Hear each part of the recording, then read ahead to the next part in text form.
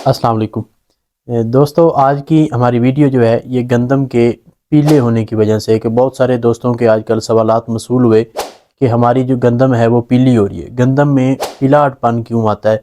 तो आज की हमारी वीडियो जो है जो इसके मुतल्लिक है। लेकिन बहुत सारे एग्रेरियन भाई से अगर ये पूछा जाए कि हमारी गंदम पीली हो गई है तो इसकी क्या वजह हो सकती है, तो वो फटाफट बगैर सोचे समझे दो वजूहात हमारे सामने रख देते हैं। उसमें पहली वजह ये बता देते हैं कि इसे जो है वो स्प्रे का जो हमने जड़ी बूटी मार स्प्रे किया तो उसका इसे स्ट्रेस हो गया, तो हमने जो है वो 80 लीटर पानी इस्तेमाल किया, इसीलिए जो है वो गंदम जो है वो पिलाटपन का शिकार हो गई। सेकंड वो ये बता देंगे कि हमने जो है वो यूरिया का जो छट्टा मारा है वो उस वजह से जो है हमारी गंदम पीली हो गई।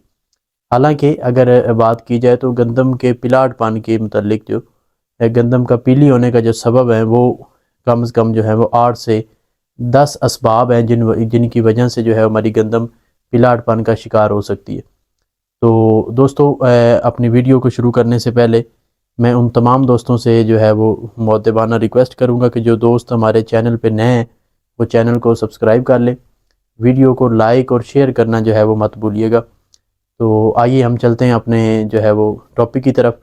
तो आज की हमारी जो वीडियो है ये गंदम के पिलाटपन के जो है असबाब के मुतल्लिक है।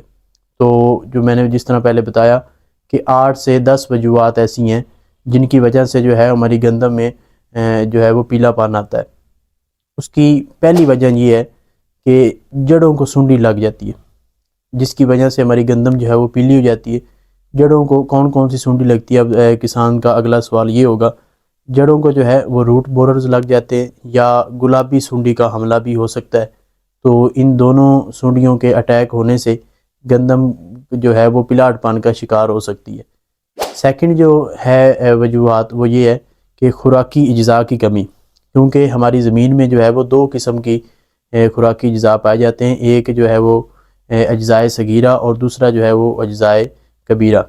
तो अगर हमारे यानी जिंक, मैं आपको सादा बता देता हूँ कि जिंक की कमी की वजह से, मैग्नीशियम की कमी की वजह से या फिर बोरान की कमी की वजह से जो है हमारी गंदम की फसल जो है वो पिलाटपन का शिकार हो सकती है। थर्ड जो है इसका सबब वो ये है कि पानी की ज़्यादती।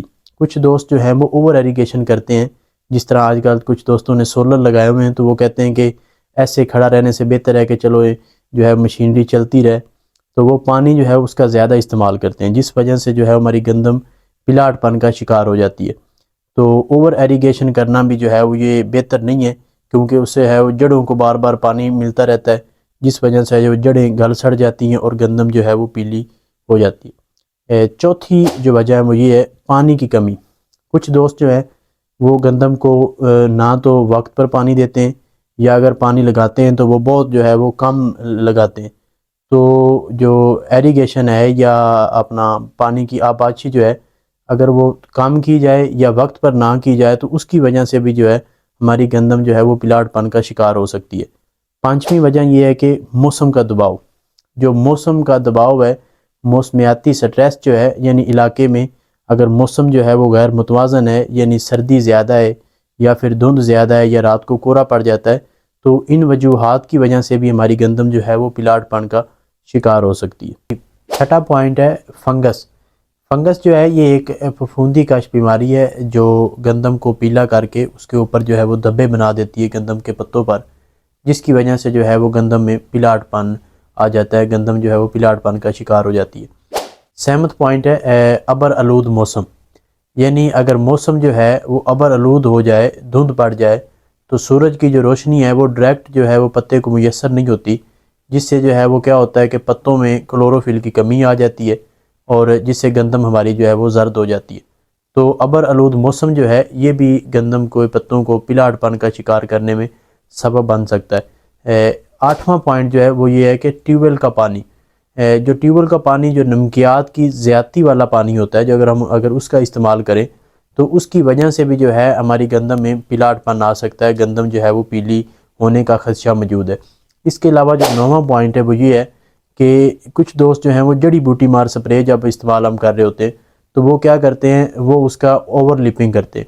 यानी जहाँ हमने एक दफ़ा छट्टा लगा दिया है स्प्रे का, तो वो दोबारा जो है वो अपनी टैंकियाँ या अपनी वो स्प्रे मशीन वो पूरी करने के लिए وہ دوبارہ اسی جگہ پہ چھٹا مارتے، تو اس وجہ سے بھی جو ہے وہ گندم کا پیلا پن آ سکتا ہے، گندم میں پلاٹ پن آ سکتی ہے۔ اور کچھ دوست جو ہیں وہ زیادہ وتر میں جو ہے وہ جڑی بوٹی مار سپرے کا استعمال کر رہے ہوتے ہیں، تو زیادہ وتر میں اگر ہم جڑی بوٹی کا مار سپرے استعمال کریں گے یا پھر سپرے کی اوور لپنگ کریں گے، تو اس سے جو ہے کیا ہوگا کہ ہماری جو گندم ہے اس میں پلاٹ پن کا وہ شکار ہو سکتی ہے۔ 10واں جو اینڈ والا آخر والا پوائنٹ ہے وہ یہ ہے کہ یوریا کا غلط استعمال۔ کچھ دوست کیا کرتے ہیں، جب صبح کے وقت جو ہے وہ شبنم پڑ رہی ہوتی ہے تو اس ٹائم جو ہے وہ یوریا کا چھٹا لگا دیتے۔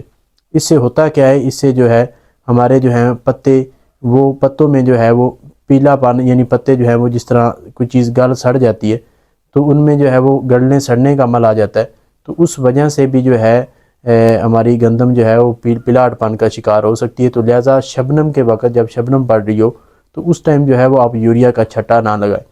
تو دوستو یہ ہماری کچھ 10 وجوہات تھیں جن کی وجہ سے جو ہے وہ گندم جو ہے وہ پلاٹ پن کا شکار ہو سکتی ہے۔ امید ہے اگر آپ ان 10 باتوں پہ، ان 10 وجوہات پہ، ان 10 اسباب پہ عمل کریں گے تو مجھے امید ہے اور الحمدللہ مکمل امید ہے کہ آپ کی گندم جو ہے وہ پلاٹ پن کا شکار نہیں ہوگی۔ بہت شکریہ۔